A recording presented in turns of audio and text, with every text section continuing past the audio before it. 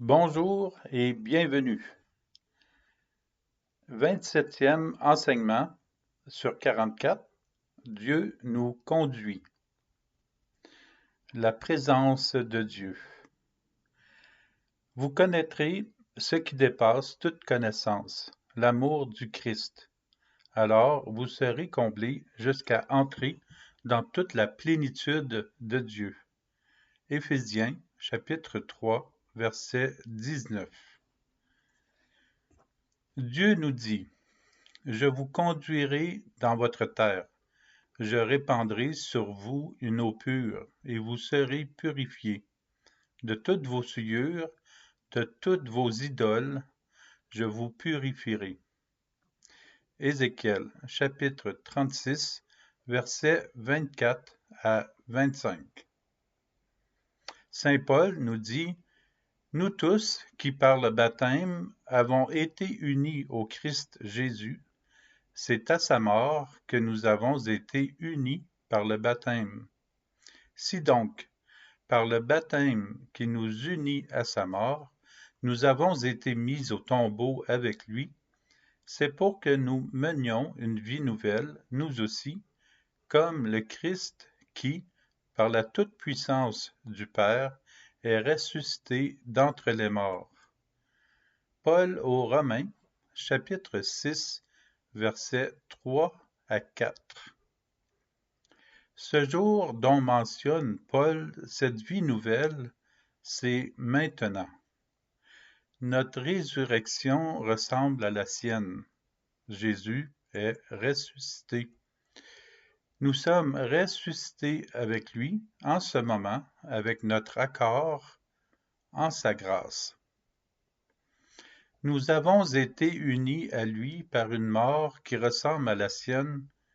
Nous sommes aussi unis à lui par une résurrection qui ressemble à la sienne. Le baptême est la vie nouvelle en Dieu et la confession de nos péchés est la vie renouvelée en Dieu. Déraciner le mal en nous, surtout ne pas s'y tenter, est une mission en soi. Cette lecture tirée du livre d'Ézéchiel est très réconfortante. Dieu dit qu'il va s'occuper lui-même de ses brebis. Dieu s'occupe lui-même de nous. Cela est rassurant. C'est moi qui ferai paître mon troupeau, et c'est moi qui le ferai reposer. Oracle du Seigneur Dieu. La brebis perdue, je la chercherai. L'égarée, je la ramènerai. Celle qui est blessée, je la panserai. Celle qui est malade, je lui rendrai des forces.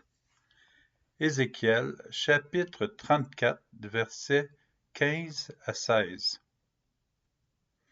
Dieu dit: C'est moi qui fais paître mon troupeau, et c'est moi qui le fais reposer. Dieu s'occupe de nous. Il n'a que cela comme mission, s'occuper de nous. Et c'est à nous de laisser à Dieu la facilité de nous rejoindre sans résistance, à nous sortir des endroits où nous avons possiblement erré, où nous sommes possiblement sortis de la route qui mène au salut. Demandons-lui de nous prendre sur ses épaules. Laissons à Dieu le soin de veiller sur nous.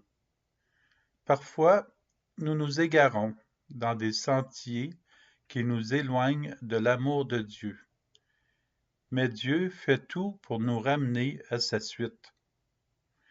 Nous n'avons qu'à lui faire signe. Quelle chance de savoir que Dieu est constamment à notre recherche. Et il va chercher chaque personne sans distinction tant qu'elle ne se laisse trouver. Mieux encore, il est déjà avec nous. Il aime être avec nous. Dieu nous aime. Nous n'avons qu'à nous rendre disponibles et à laisser au Seigneur de nous rejoindre, puis le laisser nous transformer et nous laisser aimer. Plus nous permettons à Dieu de veiller sur nous, de nous prendre en main, de nous aimer, plus nous allons ressembler à son amour. Avouons-le, nous devenons semblables à ce que nous approchons. Si nous approchons le mal sous n'importe quelle forme, il y a des conséquences et nous commençons à ressembler à ce mal. Lorsque nous nous approchons de Dieu, nous lui ressemblons. Lequel choisissons-nous, le mal ou le bon berger? Lisons ce passage que nous connaissons bien. Le Seigneur est mon berger. Je ne manque de rien. Sur des prés d'herbes fraîches, il me fait reposer.